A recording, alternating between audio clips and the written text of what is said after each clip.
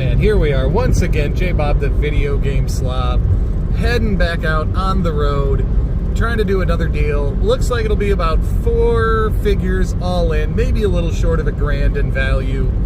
Let's go see if we can get a handshake. Same dude we did the last sale with. Let's try to make this work. All right, YouTube, we are back here. I apologize, this whole channel has turned into a pickups channel here. Hopefully, as things start to settle down here going into the fall, we can focus more on the collection and the business aspect, that kind of thing here. But we ended up putting $500 in for this whole collection.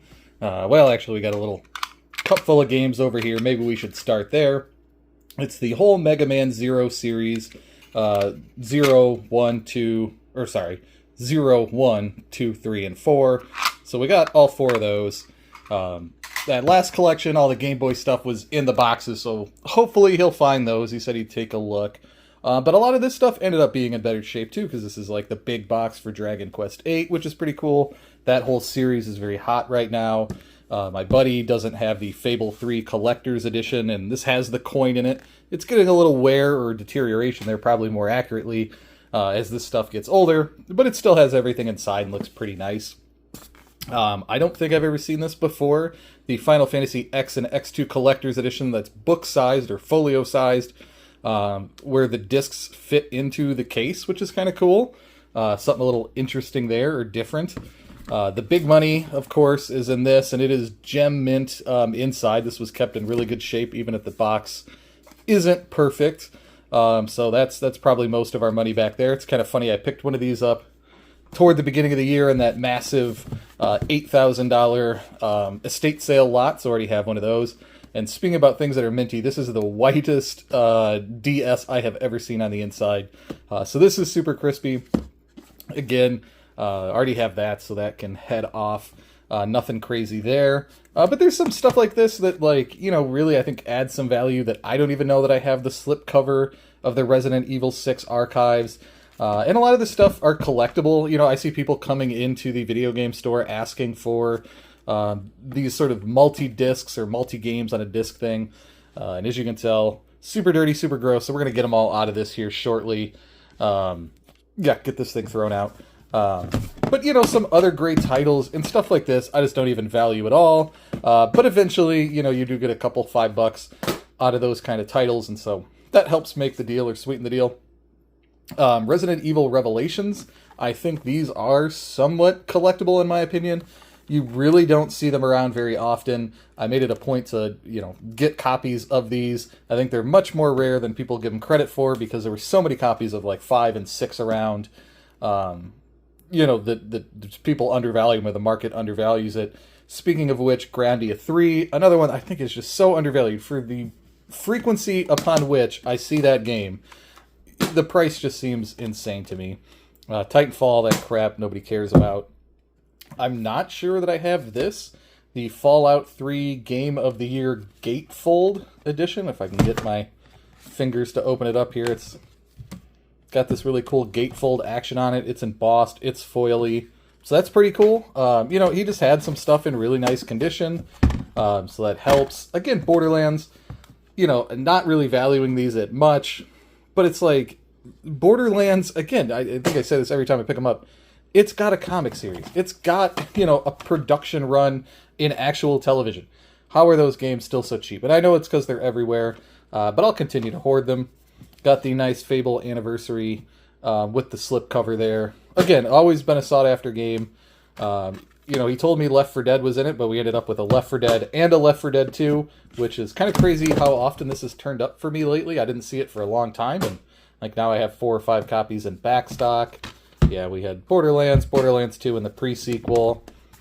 For as many discs that are in here in this great foil cover, I don't think Final Fantasy really carries any value. ODST is a bit of a premium compared to 3, so I don't know, maybe there's some value there. But nobody cares about the Day 1 edition. I think maybe the Royal edition has a little extra value. But not much there. You know, Fable 2, we just always go ahead and hoard these. I do like the platinum hits for the extra content. But again, like, people are paying like $5 if I put them out and they sit forever. But I think the Dark Souls 2 will move. That should be $10 or $15. So I think we'll get some value out of that. I already have this, but it is nice that it's the limited edition with the slipcover, all that. That should help that sell. I don't hoard copies of that because that'll actually sell for real money. Recore, do you think we have it? Oh, we might. I didn't even bother to see. Yeah, that's cool. It's got the insert on it. I didn't think this had any value, but yeah, I don't know. Maybe with that it will. Deus Ex I see all the time. Nobody cares. Again, Lightning Returns. This should be worth so much more money. Why isn't that worth more money? Is it even in here? Actually, it's in there. It's so light. Star Ocean. This, I think, books at like $8. This probably just won't even go out because I think it's just so insanely cheap compared to, again, how rare it is and how few RPGs are on the system. And another one I really never put any value on. The original print run of Skyrim. They just made so many of these. But it's super dope. And this one, I can already tell you, has the map in it. Well, I guess you can't see it. But it's got this really cool textured map. And people, like, pay nothing for this. Like, that, you could probably pick this up for $3. I pick up copies for $1 all the time.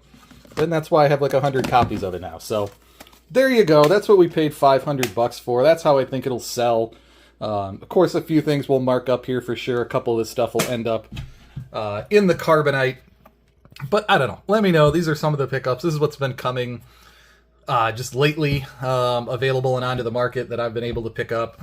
I guess we could do a part 2 here, because then I went out, so that was last night that I went out and grabbed that stuff, and then today we went out, I got called, somebody who does storage units, so he's like, hey, I got this Xbox One, comes with the box, as is just means he hasn't tested it. I bought the 3 other consoles a couple days back for $25 each, and they all worked, 360 and PS2, but I figured for $30, you know, I'm getting 2 controllers, so there's a good chance I can get $30 just out of the controllers. Even if it's broken, I can get a few bucks. I got the box, which means nothing, but I don't know, fairly conservative on that.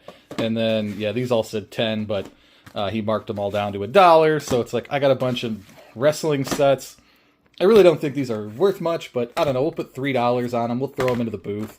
I think people will buy them. And then these said $10 each, but we got The Last of Us and Last of Us Part 2 for $5 each, so I don't know, you just get a call, you go out, you say yes to buy whatever anybody has, and so that's kind of what we picked up, so I don't know, thoughts on that? Maybe J-Bob's crazy. Let me know in the comments.